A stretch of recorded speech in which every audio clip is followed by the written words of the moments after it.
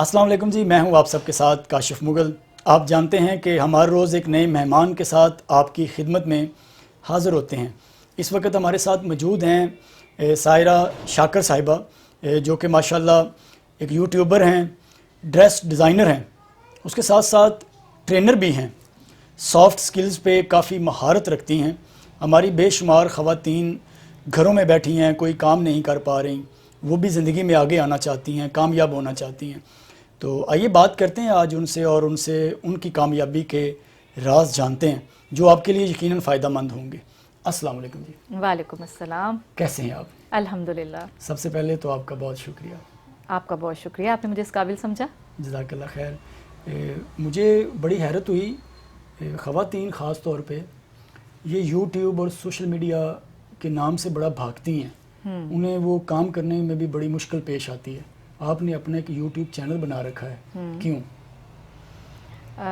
میرا خیال ہے اس میں مائنڈ سیٹ بہت زیادہ کاؤنٹ کیا جاتا ہے کہ ہر بندے کا اپنا ایک سوچ کا انداز ہے۔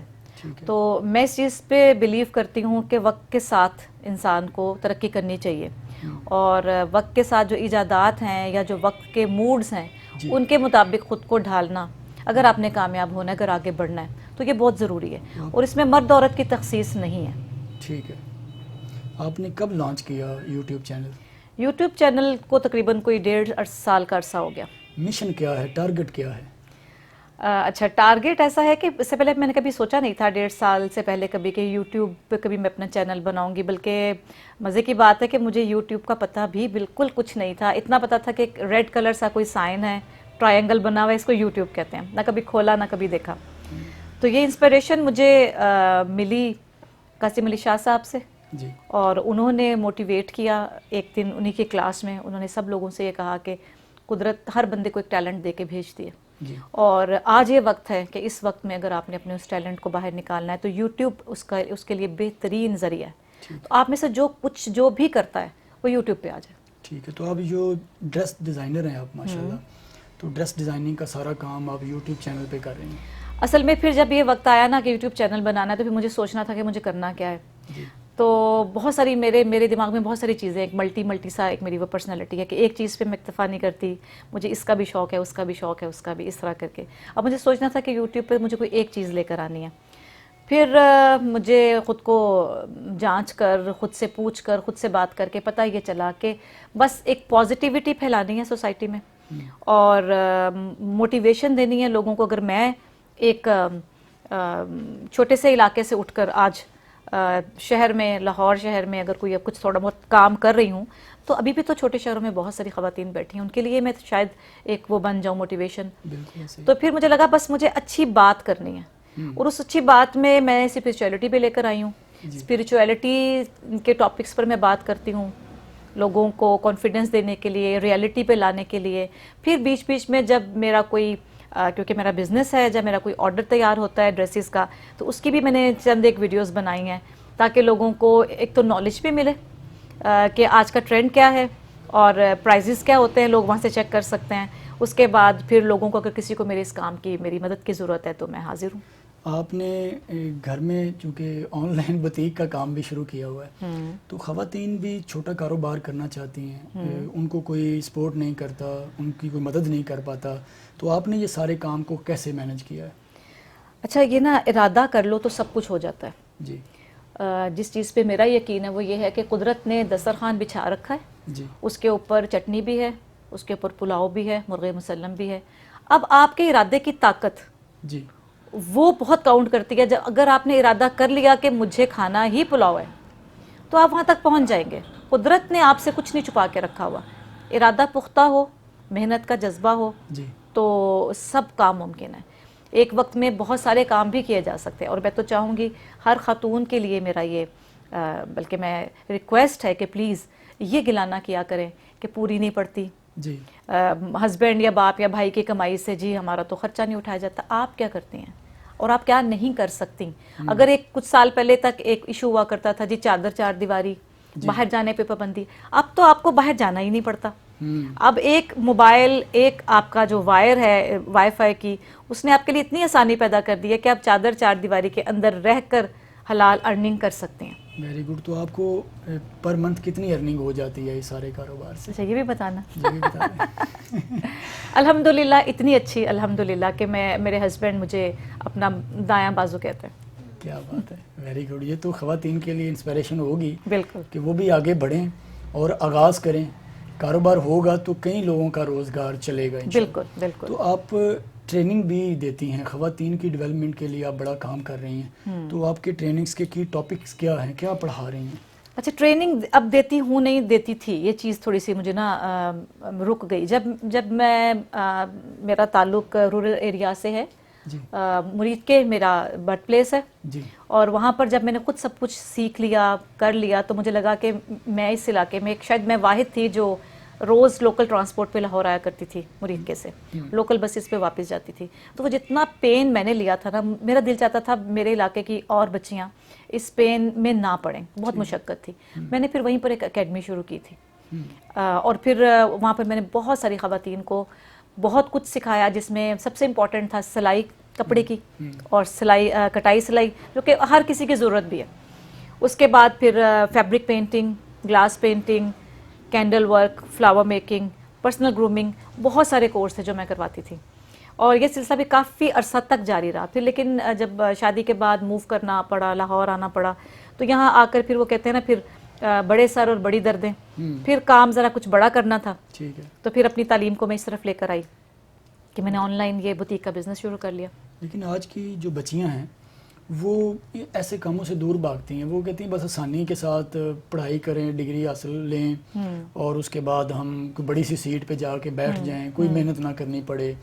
تو ان کے لیے آپ کا کیا میسج ہے؟ ان کو کیا کہیں گی؟ دور بدل رہا ہے اور جو حالات ہیں ہمارے وہ سب کے سامنے ہیں، ان کو کیا میسج ہے؟ اچھا، ایک وقت آیا تھا کہ میرے ہاتھ میں ہنر تو سارا تھا، لیکن مجھے شاید اس وقت سمجھ نہیں تھی، تو مجھے بھی جاب کرنا پڑی اسکول میں ٹیچنگ کے لیے. میں نے ان کا ٹیچر ٹریننگ کورس کیا. لاہور کا ایک بہت بڑا نام ہے اسکول کا. وہاں پر میں نے پھر صرف چند مہینے جاب کی. جاب کیونکہ مجھے تب پتہ چلا میں جاب کے لیے نہیں ہوں. میرا دل سے خوش نہیں تھی وہ کام کرنے میں. تو میں نے اپنے استاد صاحب سے، خواجہ شمس الدین عظیمی صاحب جو میرے مرشد کریم ہیں، ان کے سامنے میں نے سوال رکھا کہ بابا جان، ضرورت بھی ہے اور جاب کر رہی ہوں، تو کیا میں جاب ہی کروں؟ کیا کروں؟ تو تم اپنا کاروبار کرو، تجارت سنت نبی صلی اللہ علیہ وسلم. تب پھر میں نے جاب چھوڑ کر، تو جو میں نے جس چیز میں میری پڑھائی تھی، جو میری ایجوکیشن تھی ڈریس ڈیزائننگ کی، اس کو میں کام میں لے کر آئی. اور میں نے گھر سے چھوٹے سے سرمایے سے، چھوٹے سے پیمانے پہ ڈریسز بنانا شروع کیے، ڈیزائن کرنا شروع کیے، اور اس کو اپنے سراؤنڈنگ میں مارکیٹ کرنا شروع کیا. اور کرتے کرتے کرتے آج الحمدللہ میرے باہر ملکوں میں بہت اچھے کسٹمرز. کیا بات ہے، کمال ہے. الحمدللہ. اب آپ کے بچے ہیں ماشاءاللہ، الحمدللہ. تو وہ بھی آپ کو دیکھتے ہیں. وہ تو کہتے نہیں ہیں کہ میری بس کرے رہنے دیں، چھوڑ دیں، کیوں کام کر رہی ہیں، کیوں اتنی مشقت کر رہی ہیں، ہم ہیں نا، ہم کریں گے. ہاں نہیں، بچے ابھی میرا ساتھ دینے والے تو نہیں ہوئے، لیکن یہ ہے کہ وہ اللہ کا بڑا شکر ہے، مجھے اپنا رول ماڈل مانتے ہیں. اور وہ بہت پراؤڈلی اپنے فرینڈس گروپس میں بتاتے ہیں کہ ہماری ماں اتنی ایکٹیو ہے. اور ہمیشہ انہوں نے مجھے اپریشیٹ کیا، اور میرے بچوں نے بہت سیکریفائز کیا میرے ساتھ. اگر میرے بچے میرے ساتھ اس دور میں جب وہ بہت چھوٹے تھے اتنی قربانی نہ دیتے تو شاید میں کچھ بھی نہ کر سکتی. تو میرے بچوں کا بہت زیادہ میرے کام کرنے میں ان کی کوآپریشن ہے. Very good, very good. ماشاءاللہ. پاکستان میں طلاقوں کی شرح دن بدن بڑھتی جا رہی ہے. تو آپ کو کیا لگتا ہے کہ یہ گھروں کے ٹوٹنے کی سب سے بڑی وجہ کیا ہے؟ سب سے بڑی وجہ صبر کی کمی، جو میں فیل کرتی ہوں. پیشنس ختم ہوتا جا رہا ہے. یہ جو ہماری مینٹل ہیلتھ ہے نا، یہ کسی نہ کسی وجہ سے ہر گھر میں یہ ویک ہوتی جا رہی ہے. مینٹل ہیلتھ ویک ہوتی ہے تو ڈائریکٹ اس کا اثر آپ کے پیشنس پہ بھی پڑتا ہے. صبر نہیں ہے، اور ہر بندہ جلدی میں ہے. ہر بندہ کہتا ہے فوری رزلٹ مل جائے. اور یہ جو میرڈ لائف کا رزلٹ ہے نا، یہ دو لوگوں کے کچھ سال ساتھ رہنے کے بعد کسی ایک جگہ پر پہنچتا ہے. لیکن آج ہمارے جو یوتھ ہے نا، وہ کہتی ہے آج شادی کل ولیمہ، پرسوں رزلٹ بھی نکل آئے. ہر چیز صحیح ہے، آج مجھے کچھ کہہ دیا میں کیوں صبر کروں، اتنی انا لڑکیوں میں اتنی لڑکوں میں ہے. اور یہ سب سے پہلے پیشنس کی کمی ہے. اس کے بعد ایک طرح سے میں اگر ایک اور اینگل سے بھی دیکھوں نا، تو ہماری سوسائٹی میں بچیاں زیادہ ایجوکیٹڈ ہوتی جا رہی ہیں بچوں کی نسبت. اور اگر بچیاں ایجوکیٹڈ ہو کے جابس پہ نہیں آتی تو وہ لڑکوں کی حق تلفی ہوتی ہے. ہوتا ہے نا، سیٹس لے گئی لڑکیاں زیادہ، پھر وہ جو پریکٹس میں نہیں آئیں. لڑکے چاہیے ہمیں بالکل سیٹل ٹھیک ٹھاک کماتا ہو تو ہم اپنی بیٹی دیں گے. ہم، اور بیٹی جو ہے وہ اگر وہ پڑھ کے بھی کسی کا حق مار کے ڈگری لے کے گھر بیٹھ گئی, اس کو چاہیے کہ میں جاؤں تو پہلے دن سے میرے ٹھاٹ باٹ کے خرچے اٹھائے جائیں. بچی میں وہ صبر کی کمی. بچے اس قابل, اب سب بچے تو نہیں ہو سکتے نا, سب بوائز, تو یہ بھی ایک جھگڑے کی بہت بڑی وجہ بنتی ہے کہ لڑکا پوری طرح سیٹل نہیں ہے جی. اور لڑکیوں کے خواب جو ہیں وہ بڑے اونچے ہو جاتے ہیں. یعنی کہ اس کا مطلب ہے کہ والدین کو بچوں کی شادی کرنے سے پہلے کچھ باتوں کا خیال رکھنا چاہیے. بہت ضروری. تو وہ کیا کیا باتیں ہیں جو والدین کو لازمی اپنانی چاہیے؟ کچھ لوگوں کا تو خیال ہے جی آپ شادی کر دو تو آنے والی اپنا نصیب لے کر آئے گی اور لڑکے کا کاروبار چل جائے گا. ٹھیک ہے. کسی حد تک تو یہ بات سچ ہے, لیکن دیکھیں ہم ساری باتیں اس طرح کی خیالوں کے اوپر تو نہیں ہم زندگی گزارتے ہیں, ہم تو پریکٹیکل دنیا میں رہتے ہیں. جی. تو میرا یہ ماننا ہے کہ جب تک آپ کا بیٹا اس قابل نہیں ہو جاتا کہ وہ کسی کے گھر سے آئی ہوئی ایک پوری جان کو, ایک لڑکی کو اس کے پورے حقوق ادا نہیں کر سکتا, شادی میں جلدی نہ کریں. پھر آپ وہ آتی ہے ابھی 1 سال نہیں گزرتا کوئی ایک اور اللہ کا بندہ گھر میں آ چکا ہوتا ہے, اب وہ پیرنٹس بن گئے ہوتے ہیں, لڑکی جو ہے نا اس کے سارے خواب چکنا چور ہو جاتے ہیں. یہ پہلا ہی وہ سال ہوتا ہے کہ جب اس کے, وہ کتنی بھی سادہ ذہن کی ہوگی نا, اس کے کچھ ڈریمز ہوں گے جی. اپنے ہسبینڈ کو لے کے, اپنے بچے کو لے کے. جب وہ دیکھتی کہ میرا ہسبینڈ میرے لیے پورا نہیں کر پاتا, آنے والے بچے کے لیے بھی پورا نہیں کر پا رہا ہوتا, تو وہ پھر بری طرح ٹوٹ جاتی ہے اور یہاں سے گھر ٹوٹنے کی بھی ابتدا ہو جاتی ہے. بیٹوں کو کسی قابل ہونے دیں, کمانے دیں, ان کو با اختیار کریں.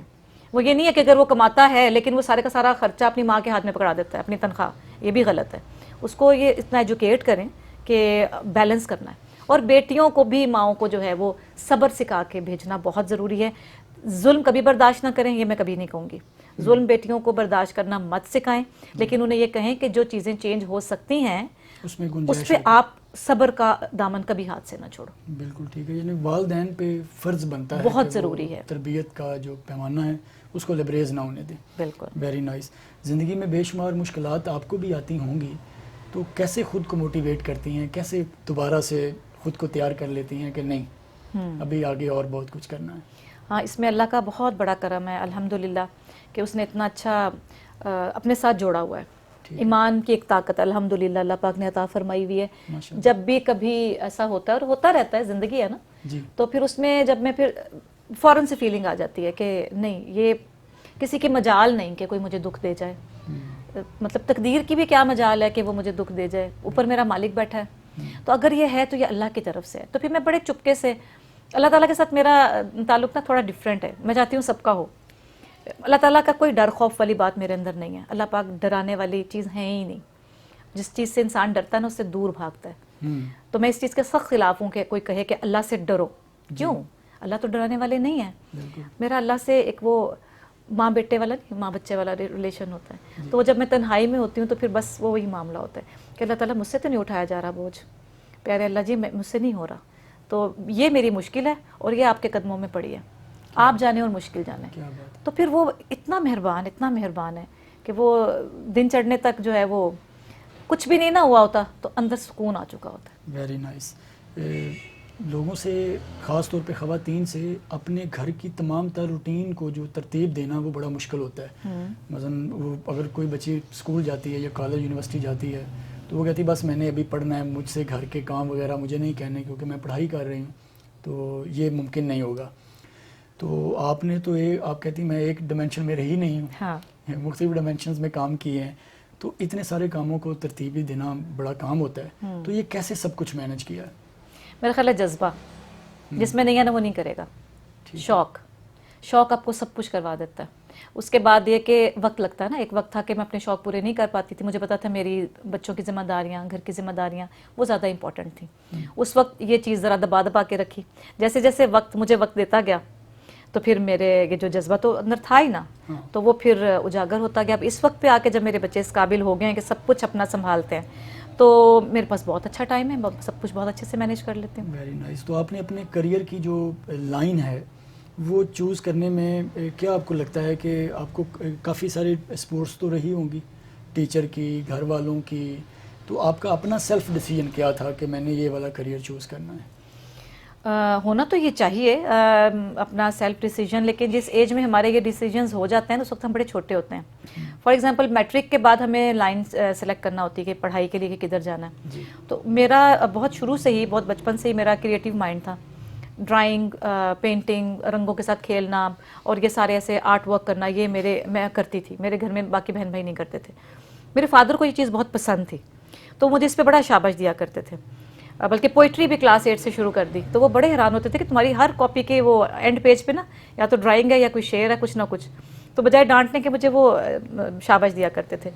والد صاحب نے پھر ایسے ہی میٹرک کے آس پاس کہا کہ تم کچھ ایسا کرو کہ خالی پڑھائیاں F A B A B S C, یہ تمہاری وہ لائن نہیں ہے، تو تم پھر کسی آرٹ اسکول میں جاؤ. پھر تب ڈیسائیڈ ہوا کہ مجھے ڈریس ڈیزائننگ میں ایجوکیشن حاصل کرنی ہے. جب میں اس میں گئی تو مجھے پتا چلا ہاں یہ میرا کام تھا، مجھے مزہ آیا کرنے میں. تو اب دیکھیں نا، انسان کے اندر ضروری نہیں کہ ایک ہی چیز ہو، بہت کچھ ہوتا ہے. ملٹی ڈائمینشنز پہ بھی انسان چلتے ہیں. اب اتنے سالوں کے بعد اس عمر میں آ کے مجھے پتا چلا کہ میں یوٹیوب چینل بھی کر سکتی ہوں، میں بات بھی کر سکتی ہوں.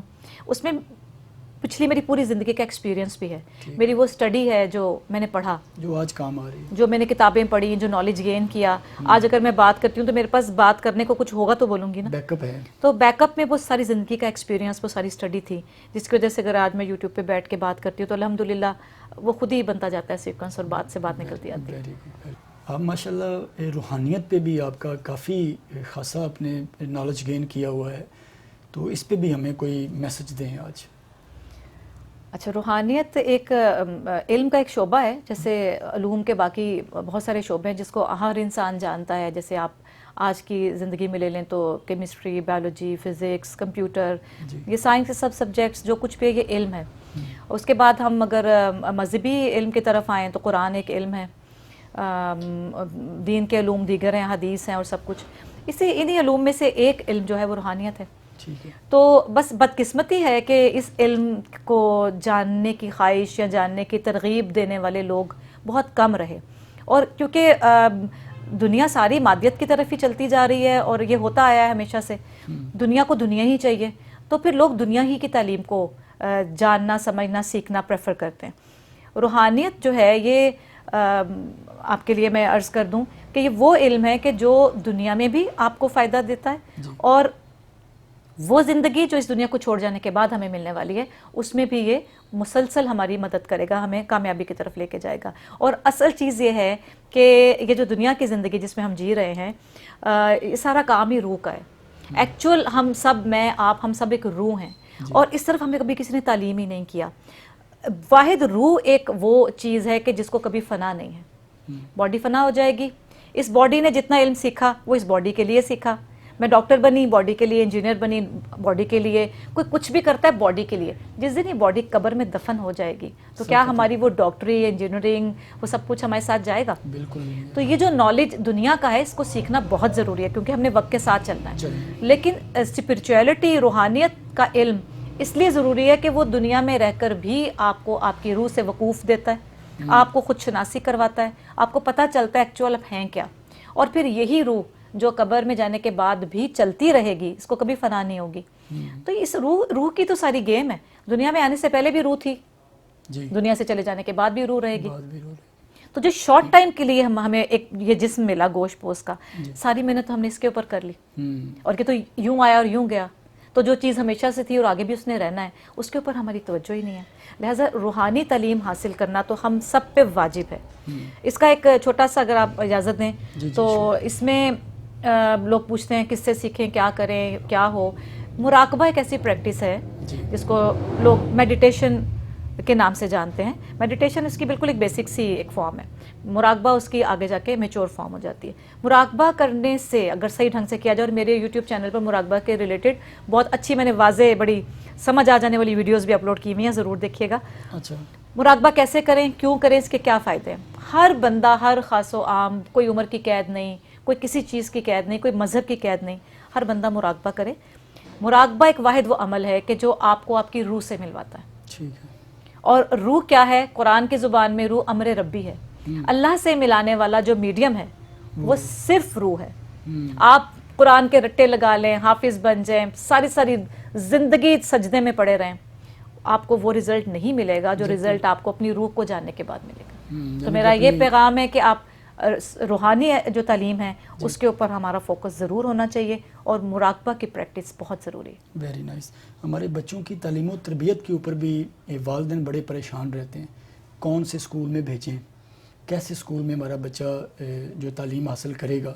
تو اس پر آپ کی کیا رائے ہے؟ جب بچہ بگنر ہوتا ہے، ابھی چھوٹا بچہ ہوتا ہے، تو ہم نے اس بچے کے اسکول کا انتخاب کرنا ہوتا ہے، تو آپ کو کیا لگتا ہے کہ وہ اسکول کیسا ہونا چاہیے؟ آج کل جو کچھ ہمارے اداروں میں ہو رہا ہے کہ صرف تعلیم کے اوپر فوکس ہے، تربیت کو تو انہوں نے بالکل مائنس کر دیا ہوا۔ اگر اس کے اوپر کوئی بات کریں تو وہ کہتے ہیں یہ نمبر کم آ جائیں گے، نمبر کم آئیں گے تو آپ کے بچے کا آگے بڑے یونیورسٹی میں داخلہ نہیں ہوگا، تو آپ کا بچہ پیچھے رہ جائے گا۔